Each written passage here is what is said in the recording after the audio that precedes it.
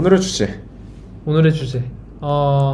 조금 지난 소식이긴 합니다. 이게 근데 어쨌든 한국에서 이 정도로 큰 규모의 어떤 국산 두 브랜드가 네. 이렇게 싸웠던 적이 또 패션 브랜드가 이렇게 싸웠던 네. 적이 또 언제 있었나 싶을 정도로 블루 엘리펀트와 젠틀몬스터 간의 어떤 카피 분쟁, 네, 그렇죠. 있었죠. 어떻게 얘기가 생각하세요? 많습니다. 뭐 이게 찐으로 카피냐 아니냐, 뭐 카피다라고 하는 게 중론인 것 같긴 한데 저 역시도 그렇게 생각을 하고. 근데 어쨌든 이거에 대해서 뭐 많은 의견들이 오가고 있긴 하죠. 예를 들어 뭐 젠틀몬스터는 그럼 뭐 거기에 카피를 안 했냐? 니들은 디타, 마이키타, 자크마리 맛이 안 뺏겼냐? 그치. 예. 뭐 레스카 같은 것도 그렇고.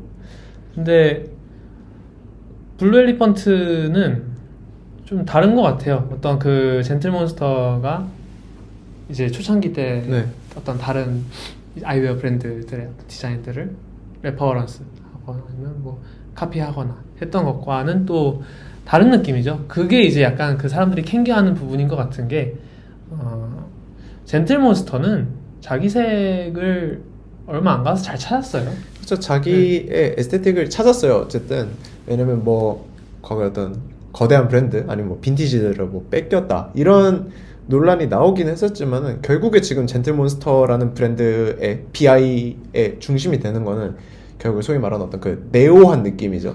네. 왜냐면은 초창기 전몬이랑 또 지금의 어떤 젠틀몬스터는 굉장히 느낌이 다르잖아요. 젠틀몬스터 초창기에야 그 뭐 어떤 굉장히 굵은 뿔테 막 이런 것들이 좀 잘 나가고 했었던 우나씨 그렇죠. 우나씨 굉장히 오랜만에 듣는 모델명인데 리브랜딩을 하고 나서는 어쨌든 좀 더 미래지향적인 어떤 브랜딩을 바탕으로 전개가 되고 있고, 그런 류의 이제 새로운 에스테틱을 열었다고 생각해요. 아이웨어 시장 안에서. 그리고 그 가격대 안에서 보여줄 수 있는 어떤 패셔너블함이 또 있고.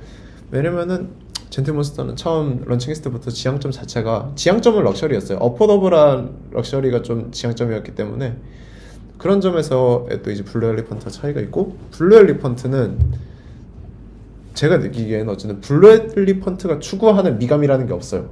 그쵸. 이게 그래서 논해져야 되는 게 블루 엘리펀트가 그냥 젠틀몬스터가 가지고 있던 어떤 모든 시각적인 자산을 납작하게 만든 다음에 자기 옷 위에 프린팅한 느낌이 드는 거예요. 아, 그쵸. 네.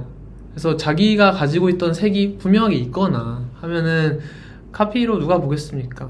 근데 블루 엘리펀트라고 생각했을 때 젠틀몬스터가 바로 먼저 떠올려져 버리는다는 게 어떤 그런 거죠. 캥기는 거. 그쵸. 그 소송 자료로 낸 자료들을 저도 한번 봤어요. 그래가지고 어떤 뭐 안경 디자인이 이게 똑같다, 30개가 똑같고 99%뭐 그쵸, 유사성을 뭐 보인다. 어떤 매장의 인테리어의 전반적인 어떤, 그러니까 BMD의 컨셉이 너무 똑같다, 그리고 BMD 어떤 배치 이런 것들, 그리고 패키징에 사용하는 그 안경집 이런 것도 너무 차이가 크다, 그런 요소들도 굉장히 많고요. 그거 봤을 때 명명백백히 카피예요. 좀 자명하죠. 네, 백현진 톤으로 카피입니다. 젠몬이 또 허술했던 게 있어요. 뭐냐, 안경 그 가죽 케이스 있잖아요. 네. 그 패키징. 그거 특허 출원을 제때 못한 거. 그러니까 저도 그걸 알고 나서 좀 많이 골 때리는데, 젠틀몬스터 정도 되는 그게, 왜냐면은 그 파우치를 디자인한 디자이너 분이 예전에 인스타그램에 포스트를 하나 올렸었어요. 이거 만드느라 정말 기한도 촉박했고 뭐 어쨌든 너무 힘들었지만 너무 결과 잘 나와서 뭐 좋았다 대충 뭐 이런 류의 어떤 인스타그램 포스트였는데, 그런 식의 어떤 굉장히 인텐시브한 과정을 거쳐서 나온 지금의 어떤 브랜드 아이덴티티를 상징하는 또 주요한 자산임에도 불구하고 그거에 대한 지적 재산권 등록이 안 돼 있다는 사실에 좀 놀라긴 했죠, 저도. 네, 그래서 이제 그 틈을 타서 이제 블루 엘리펀트의 블루 엘리펀트가 대표 명의로 멋있는 안경을 써. 챙겼죠 이거. 네. 나도 챙겨올 걸 그랬네. 이거 블루 엘리펀트인가요? 아니요, 이거 동네 안경원 무태 안경입니다. 다빈치 안경? 뭐 대충 그런 거예요. 다비치 안경은 비슷한 그거고, 이거에 뭐 잠깐 딴길로 새서 네. 뭐 이거는 제가 이제 2021년이었죠. 그때 뭔가 20살 때 제가 뭔가 조짐을 느낀 거야. 조만간에 슬슬 무태에 대한 수요가 올라오겠구나. 그러면은 비싸지기 전에 미리 사두자 해서 동네 안경원에서 하면 얼마 안 할 줄 알았어요. 전 한 10만 원 언더일 줄 알았어요. 무택에 가공이 힘든 그거더라고요. 그렇죠. 예.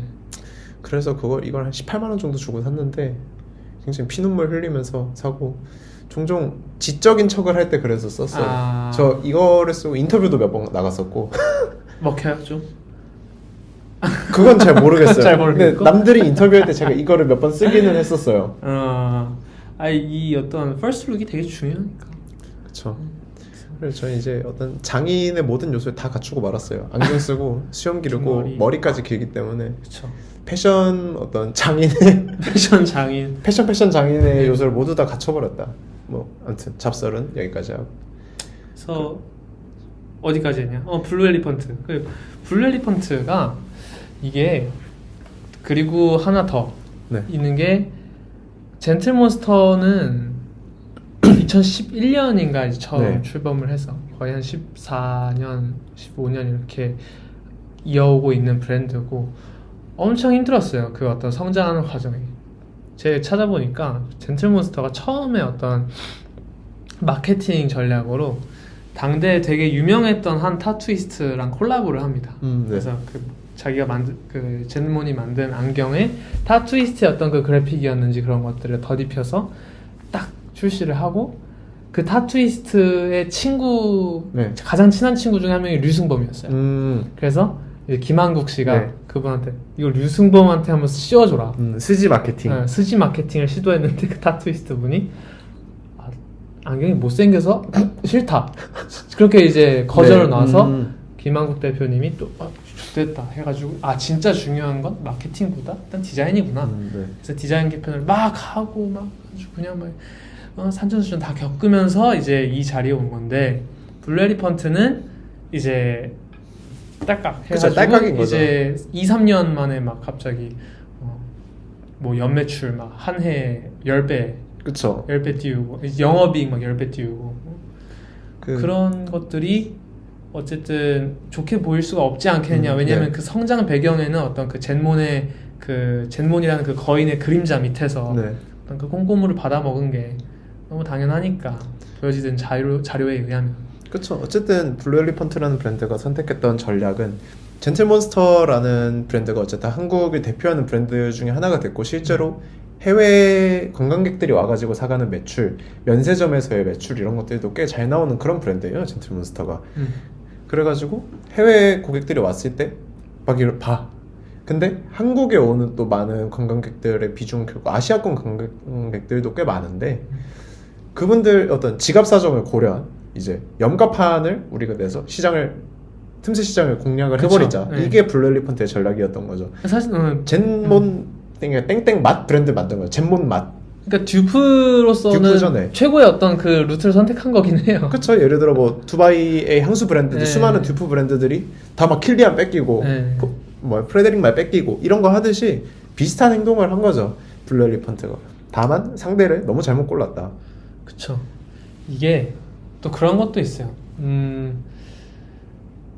브랜드가 크잖아요. 젠틀몬스터는 엄청 네. 크잖아요. 그죠, 근데 이에 상대로 되게 소규모고 약간 보잘것없는 어떤 크기의 브랜드가 뭔가를 뺏겼다 하면 그냥 무시해도 되는 정도예요. 네. 근데 이게 이제 점점 몸집을 키워서 중간 규모까지 올라간 상태에서도 계속 뺏기니까 불쾌하기 시작한 거고 그렇죠. 매출에 유의미한 타격을 입히는 존재가 되어버렸기 때문에 이제 그 정도로 체급이 올라왔기 때문에 이제는 뭔가 쌓아왔던 어떤 데이터를 바탕으로 전쟁을 선포할 수밖에 없었을 것이다. 왜냐면은 젠몬도 당연히 알고 있었을 거예요. 이제 그쵸. 그간의 어떤 블루 엘리펀트의 행보들을. 그래서 이제 뭔가 칼을 빼든 느낌이 든다. 그렇죠. 그래서 이 지점에서 사실 이제 조금 더 거시적으로 논해봐야 될 거는 그러면 이 패션계 안에서 도대체 레퍼런싱, 카피, 오마주 등등등 이 도대체 어디까지 허용될 수 있는가? 이거는 사실 저희가 죽고도 한 100년 뒤에도 해결이 안 될 문제라고 생각은 해요. 창작이라는 거는 어쨌든 정량적으로 재단될 수 없는 거다 보니까 감에 의존하는 거긴 하죠. 저희가 이거를 판단을 내리는 것도 어쨌든 막 컴퓨터 알고리즘처럼 명백한 크라이테리아가 있는 게 아니잖아요. 그쵸. 그래서 어쨌든 이 두루뭉술한 어떤 계면을 설정을 해야 되는데 그거를 좀 생각을 해보면 좋을 것 같아요 오늘. 그러니까 이게 사실 너무 추상적이면서 당연한 얘기긴 해요. 제가 생각해본 것들이 결국 레퍼런스도 그렇고 오마주도 그렇고 가장 중요한 건 출발점은 같되 네. 도착점이 확연하게 달라야 된다. 왜냐면 뭐 무드보드를 예를 들어 봅시다. 네. 내가 옷을 만들 것 같고 어떤 이런 무드로 옷을 만들고 싶어 해서 무드보드에 뭐 아까 쉬는 시간에 잠깐 봤던 뭐 72년 뭐 미소니 드레스나 뭐 누구 어떤 브랜드의 어떤 컬렉션의 피스나 네네. 이런 것들을 이제 다닥다닥 무드보드에 보통 붙여놓잖아요. 네네. 그러고 그 사진 그대로 만들어.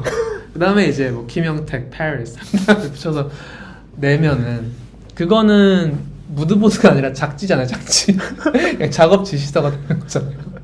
그렇죠. 이거는 그럼, 네. 샘플 패턴실에 쌤 이거 뭐 몇 년도 거 카피 따달라. 네, 그쵸. 그거랑 다를 게 없다는 거죠. 그래서 레퍼런스는 그런 거죠. 도착점이 확연히 다르고 그 과정에서 뭔가 해석의 흔적이 남아야 한다. 그리고 제가 느끼는 것 중에 하나는 그게 있어요. 레퍼런싱은 이제는 그 창작자가 부재하는 경우가 대부분이거나 불명확한 경우가 좀 많다고 생각해요. 특히나 이런 어떤 레퍼런싱의 경우는 저는 남성복에서 굉장히 많이 보이는데 대표적으로 빈티지 리바이스를 레퍼런싱 하기 심지어 이건 이제 복각이라는 하나의 장르로 들어가 버렸어요. 왜냐면은 이건 어쨌든 어떤 청바지라는 그 장르 안에서의 어떤 문법 자체가 되어버렸기 때문에 이거를 토대로 무언가를 만든다고 누군가가 뭐라 하지도 않고 오히려 그걸 어떤 좀 숭고한 행위로도 많이 해석을 하고 있고 아니면은 뭐 다른 아메리칸 빈티지 아니면은 밀리터리 요소 같은 것들을 옷 곳곳에 녹여 넣는 그런 거를 레퍼런스로 해가지고 뭐 패턴을 그걸 기반으로 만든다 아니면 뭐 부자재 배치 같은 것들 포켓이나 이런 것들 아니면 핏이나 근데 그렇게 만들어도 이제 그거는 누구도 뭐라고 하지 않아요. 일단 명백한 창작자가 없고 너무 예전의 것이기 때문에 그쵸. 이거는 뭐랄까 오마주에 이게 좀 가깝다고 생각은 해요. 내가 어떤 디자이너고 나는 디자이너로서 어떤 문화적인 것들에 기반을 두고 있고 내가 좋아하는 게 뭐다 그리고 나는 이런 것들에 영감을 받아서 옷을 만들었다 라는 거를 이제 어떤 식으로 보여주겠냐 하면은 이제 내가 좋아했던 밀리터리 내가 좋아했던 빈티지의 요소들을 녹여가지고 내 쪽으로가 들어간 옷을 만들어서 보여주겠다가 남성복에서 대표적으로 보여지는 레퍼런싱 그리고 오마주의 이 어떤 덩어리진 표현 방식이지 않나.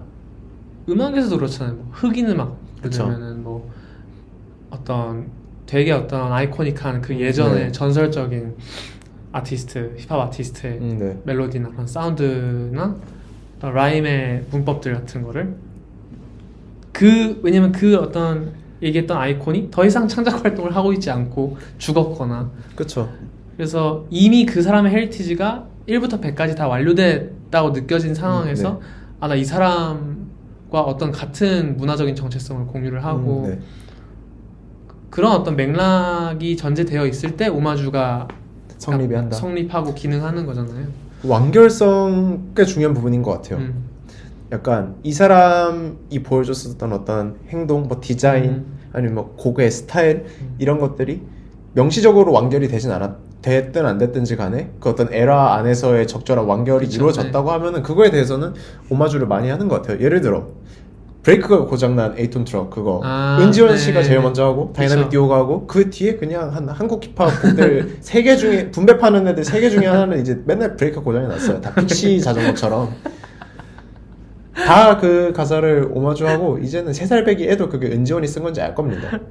그런 식으로 자주 인용되는 라인 같은 것들이 있죠. 약간 빈티지 리바이스를 재해석하는 것도 약간 비슷한 그런 어떤 행동인 것 같고 뭐 여성복에서의 그런 오마주 같은 것들도 많이 보여지죠. 여성복에서는 럭셔리에서 많이 보여지는 것 같아요.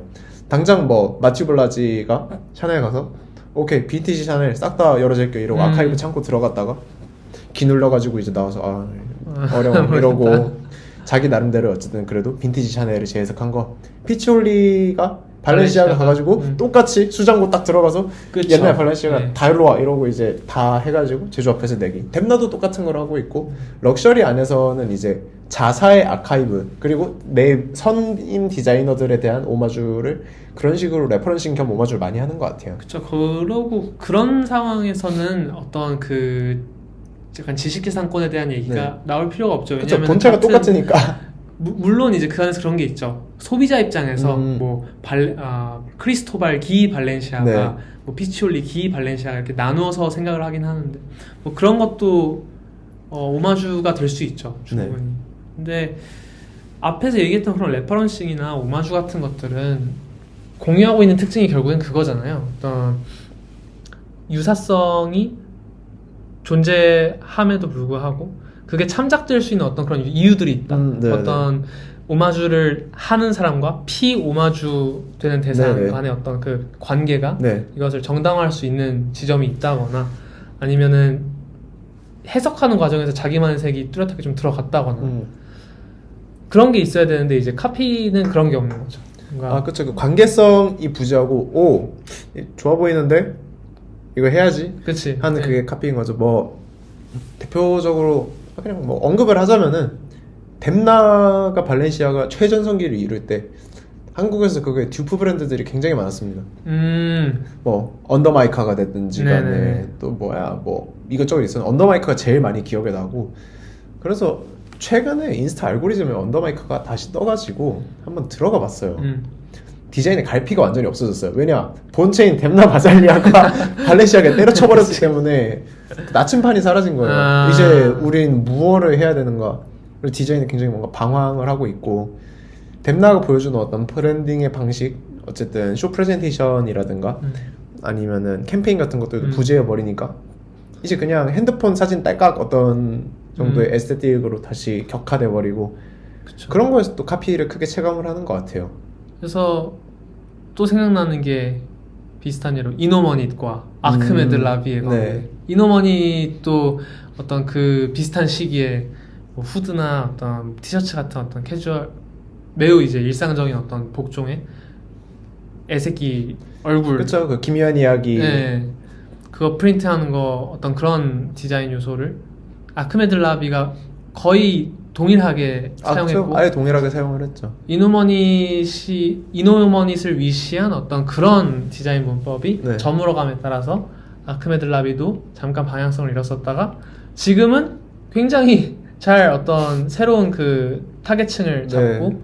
순항 중에 있는 걸로 알고 있습니다. 그쵸. 타겟 나이층이 원래도 어렸는데 조금 더 어리게 맞아요. 잡고 그냥 네. 완전 캐주얼복으로 지금은 바꾼 느낌이고 그런 카피들 많았죠. 예를 들어 GCDS 카피 그 가디건 와 GCDS 게 오랜만이다. 그쵸. 네 레터링 있고, 네, 그거. 레터링 들어가 있고. 캐주얼이나 다이마루류들의 옷들이 그런 카피들이 또 많이 있었고 어쨌든 카피의 문제에 있어서는 관계성의 문제가 많이 큰 것 같아요. 왜냐면은 실질적인 동의를 거치지 않아도 그 관계성이 주는 암묵적인 동의와 상호간에 윈윈 관계가 있다면은 그거를 어느 정도 서로 묵인을 하는 것 같은데 그쵸. 소비자도 납득을 어느 정도 하는 면이 있고. 근데 이거는 일방적인 윈이잖아요. 그렇죠. 이거는 사실 어떻게 보면은 젠몬의 파일을 그렇죠. 블루 엘리펀트가 가져가는 거니까 뺏어가는 거니까. 모든 카피의 문제는 그런 거죠. 어쨌든 원본이 가지고 있는 그 어떤 원본의 브랜드 이미지도 그렇고 원본이 먹었어야 될 그 파이의 조각을 막 떼먹고 있는 거니까. 그러니까 자크마리마주와 마이키타가 젠몬을 고소하지 않은 건 젠몬이 자크마리마주와 마이키타의 파일을 떼먹을 정도의 체급이 아닐 때 어떤 네. 그런 물론 그렇다고 해서 뭐 카피나 노골적인 어떤 디자인 간의 유사성이 보이는 게 정당하다는 건 아니지만 네. 체급이 커질 때쯤 자기만의 어떤 색을 가지고 약간 누구에게도 간섭하지 않고 그냥 자기만의 어떤 파일을 만들어 나갔다는 게 차이점인 것 같아요. 뭐 성수였나 이번에 네. 명동이었던 것 같다. 블루 엘리펀트가 개 크게 이번에 냈어요. 그 스페이스를 그쵸. 명동에서 외국인 돈을 쓸어 담는. 딱 너무 그 보여 이 어떤 전략이. 그쵸. 우리는 약간 젠들몬스터를 5분의 1 가격에 제공을 했지. 6분의 1 가격으로. 포토존 인테리어 우리가 돈 다 썼어. 너희는 와서 저렴한 버전의 젠틀몬스터 구매해서 본국으로 돌아가라. 그치. 약간 왜냐하면은 인테리어가 이제 젠몬이 내밀었던 어떤 그 자료를 보면은 그거 기억할 거예요. 약간 자갈밭에 네네. 돌 같은 거 올려져 있는 그죠. 그게 이제 자료로 쓰였는데 사실 그거 말고도 네오한 것들 네. 아니면은 뭐 이질적인 물성을 네. 강조하는 그런 인테리어들이라든가 이질적인 물성, 엄청 커다란 스케일의 어떤 사람이나 어떤 네오한 어떤 구조물들, 그리고 약간 뭐 네온 사인이나 디지털 요소들 이런 네. 것들을 쓰는 게 비슷하고, 사실 젠틀몬스터도 어떤 그 스페이스를 구축할 때 론뮤익의 문법을 많이 썼다고 저는 들었어요. 론뮤익 룸메이기나 아니면 뭐 에르민 브룸 같은 네. 사람도 많이 그렇고 어쨌든 또 아트에서 많이 차용을 해오는 것도 있죠. 근데 그거는 사실 또 다르잖아요. 어떤 그 소비를 위한 공간으로 쓰는 게 약간 뭐 미술가나 조각가의 어떤 그런 미술 작품의 어떤 세계를 소비를 위한 공간으로 끌어오는 거는 또 다른 문제고, 저는 뭐 다른 문제라고 생각은 안 하는데 문제라고 딱히 저는 생각을 안 하기는 해요. 저는 문제라고 생각은 해요. 젠틀몬스터가 그거는 굉장히 교묘하게 그냥 피해갔다고 저는 생각은 네. 합니다. 브랜딩 요소에서. 그러니까 엄청 많은 레퍼런스들을 사용을 했어요. 그래가지고 뭐 하다가 두드러지지 않는 거야? 네, 그쵸. 약간 소스에 이것저것 다 넣으면은 이제 특정 재료의 맛을 알아차리기 힘든 것처럼 제가 느끼기에는 그래요. 어쨌든 비슷한 미감을 소구하는 그런 브랜드 그리고 뭐 아티스트들의 요소들을 이것저것 짬뽕을 해가지고 그냥 브리콜라주 같은 거죠. 근데 뭐 그런 정도의 레퍼런싱은 모두가 하고 있고 그쵸. 거기에서 어쨌든 뭐 소위 말하는 젠몬스러운 미감을 어쨌든 일면 뽑아냈으니까 그거에 대해서는 네 어느 정도 젠틀몬스터의 크레딧이 있지 않나 그렇게 생각해요 저는. 그렇죠. 분명 그렇고. 근데 계속 얘기하는 거는 결국 그건 것 같아요. 파이를 많이 먹고 있고, 그리고 몸집이 커졌으면 자기 걸 해야지. 근데 언제까지 의존을 할 것이냐. 사실 윤리적으로 봤을 땐 조금 할 때도 하면 안 되기는 해요. 물론이죠. 디즈니 보세요. 디즈니는 얼마 그 어떤 그 카피를 한 아니면 자사의 어떤 캐릭터를 쓴 어떤 사람이 작던 크던 엄청 그 엄격하잖아요. 그래서 대규모 소송을 그냥 네, 갈겨버리고 다 뭐 갈겨버리고. 유명하잖아요. 몬스터도 그렇고. 네. 그래서 그게 어떻게 보면 가장 정석인 거죠. 세상이 뭔가 약간 조금 더 유한 방향으로 흘러가기 때문에 디즈니가 유독 좀 도드라져 보이는 느낌이 있는 거지. 아무튼 그래요. 약간 말이 매가리가 없어요.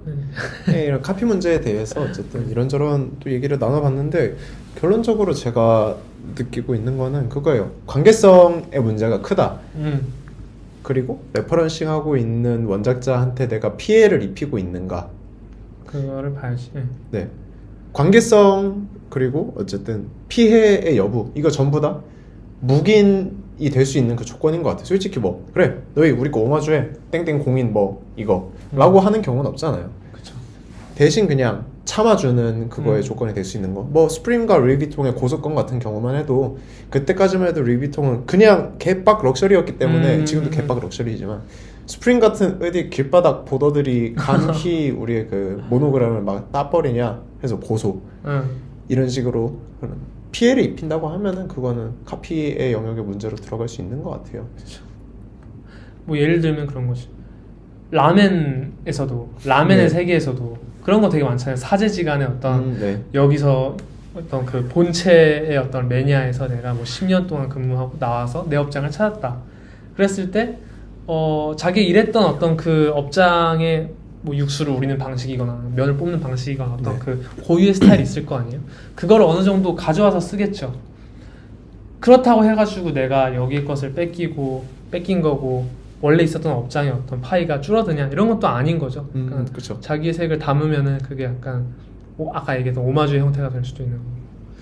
그래서 이 문제는 아마 뭐 계속 또 하나 문제 사건 사고가 막 등장하지 않을 거야. 앞으로도 세계에서 계속 벌어지고 있었던 어떤 문제들이고.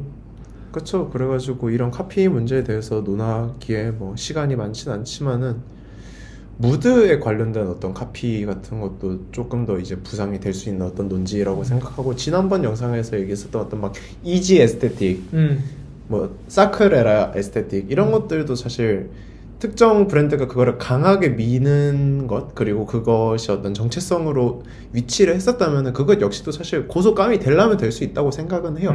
예를 들어 아주 뭔가 극단적으로 갔을 때 프로토타입스나 프로타입. 뭐 모아롤라 음. 아니면 라가말락 같은 브랜드들이 음. 막말로 또 카니 웨스트가 약 잘못 먹어서 또 미쳐버려가지고 고소를 하면은 또 고소 당할 수도 있다고 생각은 해요 저는. 근데 패션에서는 약간 그 기준이 되게 좀 유한 편이잖아요, 아무래도. 아 그쵸. 그래서 뭐 아이웨어 브랜드들도 네. 어떤 뭐 패션에서의 어떤 그 기준이 동일하게 좀 유하게 흘러가는 편인 것 같기도 하고, 블루 엘리펀트도 제 생각에 그런 면을 좀 노리는 게 있는 것 같아요. 어쨌든 젠틀몬스터를 바라보는 소비자의 생각이 젠틀몬스터? 뭐 자기 색 다 갖고 있고 좋아.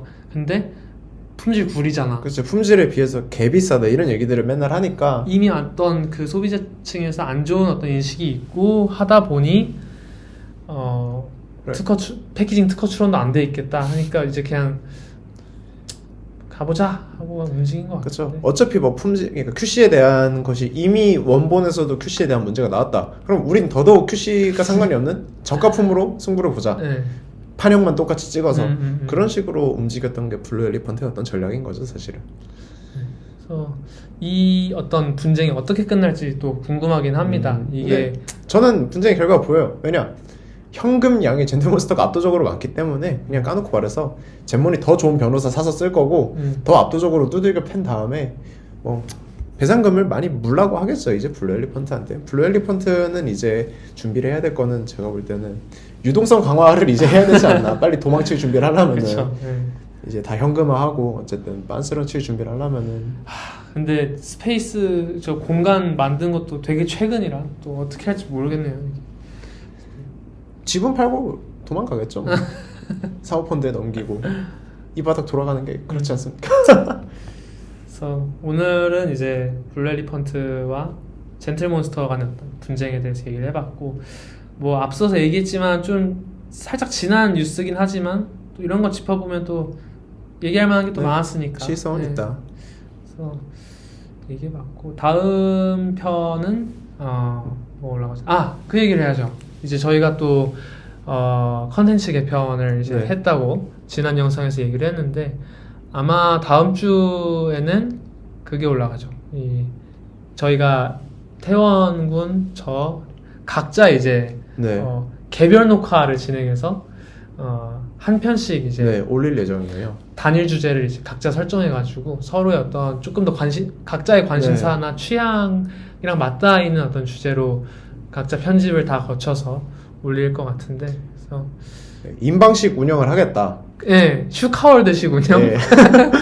저희의 어떤 뒤에 크로마키 깔아놓고 네. 이제 저희 한 명의 어떤 그 웹캠 딱 깔아놓고 우측 하단에 어떤 주제 나올지 저도 궁금합니다. 혹시 주제 좀 생각해놓은 거 있어요? 저는 이것저것 뭐 생각해 둔 건 있는데 아직 비밀이고요. 여기서 또 경쟁 구도를 가져가는. 아무튼 개별 녹화 영상으로 다음 주에 찾아뵙도록 하겠습니다. 누구께 올라갈지 모르겠네요. 네. 그리고 그것도 있어요. 지금 영상을 찍는 시점은 이제 1월 초반인데 네.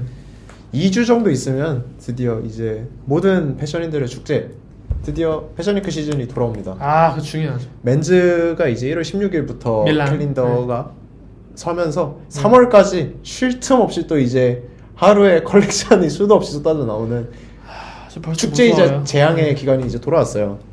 이제 열심히 봐야죠. 영상 이 팟캐스트 처음에 보신 분들은 아시겠지만 제가 패션쇼를 놓은 지가 참 오래됐었고, 이제 이 팟캐를 하면서 또 다시 보기 시작했는데 좀 다르게 또 속도를 올려봐야겠습니다. 저도. 네. 네, 그래서 오늘 영상은 여기까지 하도록 하고, 네, 또 다채로운 컨텐츠로 찾아뵙도록 하겠습니다. 오프라인에서도 종종 찾아뵙게 될 것이고요. 네. 오늘 영상은 여기까지 하겠습니다. 네, 하나, 둘, 셋, 감사합니다. 감사합니다.